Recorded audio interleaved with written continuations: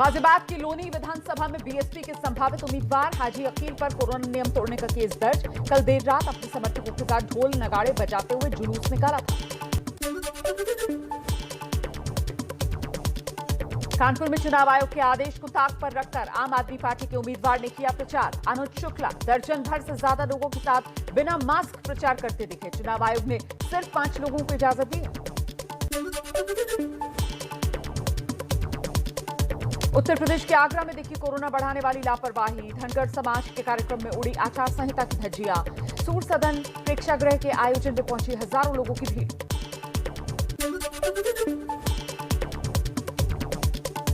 Corona के बढ़ते मामलों के बीच कर्नाटक में कांग्रेस की पदयात्रा शुरू। 11 दिन तक चलेगी यात्रा। कर्नाटक में कोरोना के 49,000 से ज्यादा मामले।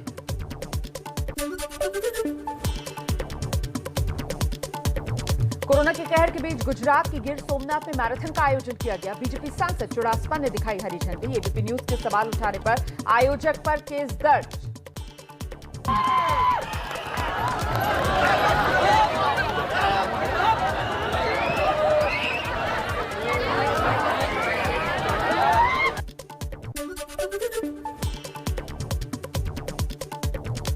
सुहेलदेव समाज पार्टी के अध्यक्ष ओम प्रकाश राजभर का दावा। सीटों को लेकर समाजवादी पार्टी से नहीं हुआ है कोई भी झगड़ा।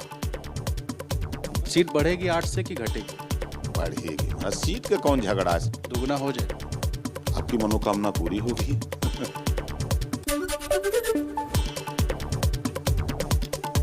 चुनाव तारीखों के ऐलान के बाद उम्मीदवारों पर मंथन में जुटी हैं पार्टियां। आज शाम 4 बजे लखनऊ में बीजेपी की अहम बैठक है। पहले और दूसरे चरण के उम्मीदवारों पर चर्चा होगी।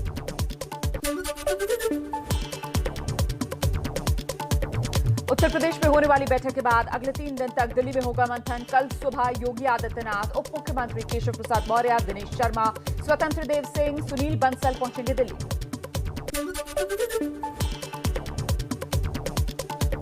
उत्तर प्रदेश में समाजवादी पार्टी के अध्यक्ष अखिलेश यादव आज चाचा शिवपाल सिंह यादव से मुलाकात करेंगे। सीट को लेकर बातचीत होगी।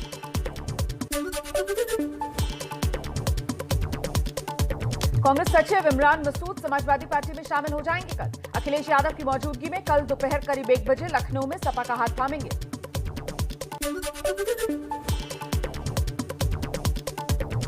यूपी में चुनाव से पहले कांग्रेस को लगा बड़ा झटका। इमरान मसूद समाजवादी पार्टी में शामिल होने जा रहे हैं। 2 विधायक नरेश सैनी, मसूद अख्तर भी एसपी में होंगे शामिल।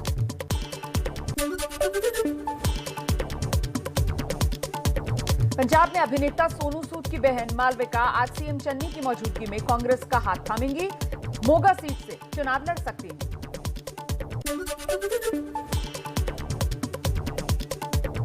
चुनाव वाले 5 राज्यों में किसकी बह रही है हवा? एबीपी न्यूज पर आज शाम 4 बजे से देखिए ओपिनियन पोल। 5 राज्यों के नतीजों से 2 महीने पहले 5 राज्यों का ओपिनियन पोल आज शाम 4 बजे से।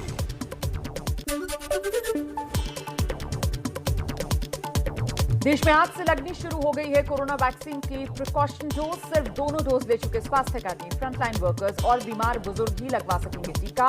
शर्त यह भी कि दूसरा डोज कम से कम 9 महीने पहले लगवाया।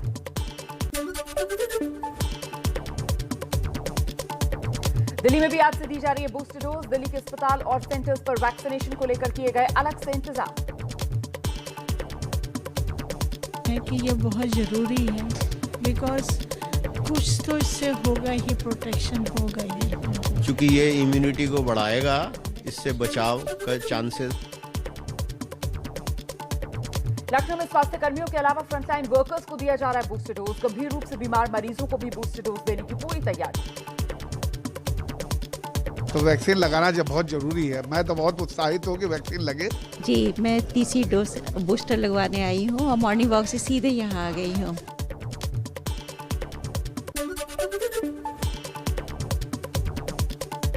देहरादून में सुबह 7 बजे से ही वैक्सीनेशन सेंटर पर वैक्सीन लगवाने पहुंचे बुजुर्ग, लेकिन किसको टीका लगेगा किसको नहीं, इसको लेकर अभी भी कंफ्यूजन है। बूस्टर डोज को दे देना चाहिए, तो उससे आने वाले समय में जो भी वेरिएंट होंगे कोरोना के, वो उससे कवर्ड रहेंगे और हम लोग का। प्रिकॉशन डोज के लिए किसी नए रजिस्ट्रेशन की जरूरत नहीं है। ऑनलाइन अपॉइंटमेंट ले सकते हैं या फिर सीधे वैक्सीनेशन सेंटर से लगवा सकते हैं बूस्टर डोज। स्वास्थ्य मंत्रालय के आंकड़ों के मुताबिक अभी 6 लाख से ज्यादा स्वास्थ्य कर्मियों ने नहीं ली है दूसरी डोज। स्वास्थ्य मंत्री मनसुख मांडविया ने कहा है 1 करोड़ से ज्यादा हेल्थ फ्रंटलाइन वर्कर्स और 60+ नागरिकों को भेजा गया रिमाइंडर। कोरोना और टीकाकरण पर केंद्रीय स्वास्थ्य मंत्री मनसुख मांडविया की आज एक अहम बैठक है। महाराष्ट्र, गुजरात, राजस्थान समेत 5 राज्यों के स्वास्थ्य मंत्रियों के साथ चर्चा करेंगे।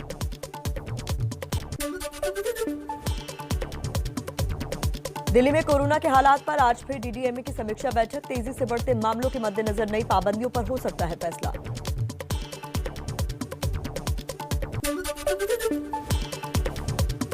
दिल्ली में बढ़ते कोरोना पर सीएम अरविंद केजरीवाल ने चिंता व्यक्त की। कहा हालात गंभीर हैं लेकिन घबराएं नहीं, फिलहाल लॉकडाउन की कोई मंशा नहीं, नियमों का पालन करें। दिल्ली सरकार का भी सभी निजी अस्पताल और नर्सिंग होम को आदेश, आईसीयू में नॉन कोविड मरीजों का इलाज करने वाले डॉक्टर पूरी तरह से कोरोना नियमों का पालन करें। सभी हेल्थ केयर वर्कर्स का रूटीन कोरोना टेस्ट किया जाएगा। सुप्रीम कोर्ट में भी कोरोना का बड़ा खतरा। समाचार एजेंसी पीटीआई के मुताबिक शीर्ष अदालत के 4 न्यायाधीश और 5% कर्मचारी कोरोना संक्रमित। दिल्ली में बढ़ते कोरोना मामलों के बावजूद लोग बरत रहे लापरवाही। गाजीपुर सब्जी मंडी में दिखी भारी भीड़, कोरोना नियमों के प्रति भी बेपरवाह दिखे लोग। दिल्ली के ओखला मंडी में भी कोरोना नियमों की धज्जियां उड़ रही हैं। लोग बिना मास्क और सोशल डिस्टेंसिंग के खरीदारी करते दिख रहे हैं। कोरोना को लेकर सीएम योगी ने लोगों को आगाह किया। कहा तीसरी लहर आ चुकी है, सावधानी जरूरी है। कोरोना महामारी की तीसरी लहर यानी थर्ड वेव आ चुकी है।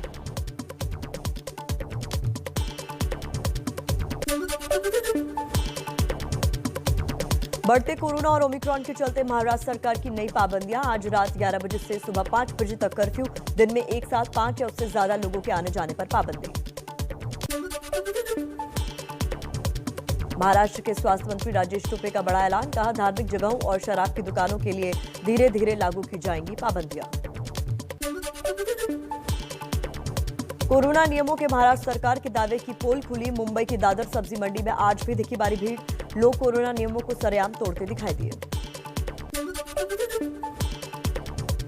महाराष्ट्र के मंत्री असलम शेख ने मालाड के जंबो कोविड सेंटर में तैयारियों का जायजा लिया। यहां 2100 से ज्यादा बेड्स तैयार किए गए हैं। बच्चों के लिए भी सेंटर बनाया गया है। कोरोना के बढ़ते मामलों के बीच मुंबई से आई लापरवाही की तस्वीरें। गेटवे ऑफ इंडिया और मरीन ड्राइव के पास दिखी लोगों की भारी भीड़। कोरोना से निपटने के लिए मुंबई में प्रशासन अलर्ट। तैयारियों का जायजा लेने गेटवे ऑफ इंडिया पहुंची मेयर किशोरी पेडनेकर। लोगों से हाथ जोड़कर मास्क पहनने और 2 गज की दूरी बनाए रखने की अपील की। लोगों ने भी आपके माध्यम से कहा है कि ये ठीक है, पूरा बंद होने से ये ठीक है और इसको हम फॉलो करेंगे।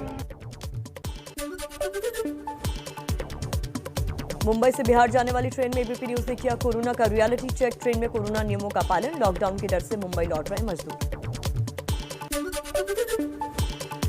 हिमाचल प्रदेश सरकार की नई गाइडलाइन। सभी सरकारी दफ्तर वीकेंड पर बंद रहेंगे। बाकी दिनों में 50% कर्मचारियों के साथ काम होगा। सामाजिक और धार्मिक समारोह पर प्रतिबंध। ओडिशा में बढ़ते कोरोना और ओमिक्रॉन के चलते आज से 31 जनवरी तक बंद रहेगा पुरी का जगन्नाथ मंदिर। शिक्षण संस्थान भी बंद रखने का फैसला। जम्मू कश्मीर में ऑपरेशन आतंक का सफाया जारी। कुलगाम में सुरक्षा बलों से मुठभेड़ में 2 आतंकी ढेर। गोला बारूद और हथियार बरामद। पंजाब में पीएम की सुरक्षा में चूक के मामले पर सुप्रीम कोर्ट में सुनवाई शुरू। दोनों ओर से रखी जा रही हैं दलीलें। जांच कमेटी बना सकता है सुप्रीम कोर्ट। पीएम मोदी की सुरक्षा में सेंध पर एसपीजी की रिपोर्ट में बड़ा खुलासा। पंजाब पुलिस को पहले से थी प्रधानमंत्री के सड़क के रास्ते से जाने की जानकारी, फिर भी नहीं किए गए पर्याप्त इंतजाम। ड्रग्स मामले में आरोपी अकाली दल के नेता विक्रम मजीठिया की अग्रिम जमानत पर आज पंजाब हरियाणा हाईकोर्ट में सुनवाई। 20 दिसंबर को एफआईआर दर्ज होने के बाद से फरार है मजीठिया। मुंबई के भाईखला में बांस के गोदाम में लगी भयंकर आग। मुस्तफा बाग इलाके में लगी आग पर काबू पाने के लिए फायर ब्रिगेड की 8 गाड़ियों और 10 टैंकरों की मदद से आग पर काबू पाने की कोशिशें की जा रही हैं। कश्मीर घाटी के तंगधार सेक्टर में बर्फ में फंसे लोगों का बीएसएफ ने रेस्क्यू किया। एक जवान समेत 4 मरीजों को एयरलिफ्ट किया गया। हिमाचल के शिमला में आज लगातार तीसरे दिन भी हो रही है बर्फबारी। रिज मैदान इलाके में बिछी बर्फ की चादर।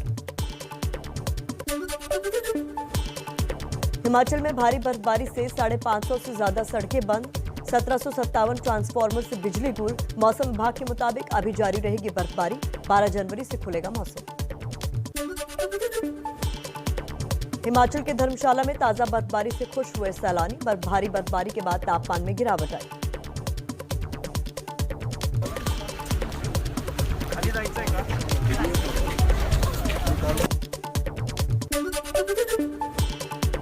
उत्तराखंड के उत्तरकाशी में लगातार 2 दिनों तक बारिश और बर्फबारी के बाद साफ हुआ मौसम। चौरंगी खाल तक बर्फ का लुत्फ उठाने पहुंच रहे सैलानी। उत्तराखंड के नैनीताल में इस मौसम की दूसरी बर्फबारी। तापमान में गिरावट आई, ठंड बढ़ी। बर्फबारी का लुत्फ उठाने के लिए सैलानियों के पहुंचने का सिलसिला जारी। उत्तराखंड के धारचूला में मैदानी इलाकों में हो रही है बारिश तो पहाड़ी इलाकों में बर्फबारी जारी। खालिया टॉप में 1 और मिलम में 4 फीट बर्फ गिरी। लिपुलेख, गुंजी, कालापानी में तापमान -30 डिग्री तक पहुंच गया। उत्तराखंड के चमोली में बीते 3 दिनों से लगातार हो रही बारिश के बाद चमोली के ऊंचाई वाले गांवों में जारी है बर्फबारी। रामणी, भूनी और पढ़ेर गांव को जोड़ने वाला मोटर मार्ग भी बर्फबारी की वजह से बंद हुआ। दिल्ली में 2 दिन की बारिश के बाद बड़ी ठंड। आज तापमान 3 डिग्री गिरा। सुबह 9 डिग्री दर्ज किया गया तापमान। मौसम विभाग के मुताबिक अगले 2-4 दिनों में और गिर सकता है पारा। बारिश थमते ही दिल्ली की हवा जहरीली होनी शुरू हुई। आज फिर दिल्ली के आनंद विहार की हवा की गुणवत्ता नापने वाला सूचकांक यानी AQI 172 रिकॉर्ड किया गया है। कल आनंद विहार में AQI 80 दर्ज किया गया था। यूपी के उन्नाव में बारिश के साथ ओले गिरने से किसानों की फसल बर्बाद। ओले से गेहूं, सरसों समेत गोभी, बंद गोभी की सब्जियों को भारी नुकसान हुआ है। यूपी के झांसी में ओले गिरने से भारी नुकसान। जमीन पर बिछी बर्फ की चादर, फसलों को पहुंचा नुकसान।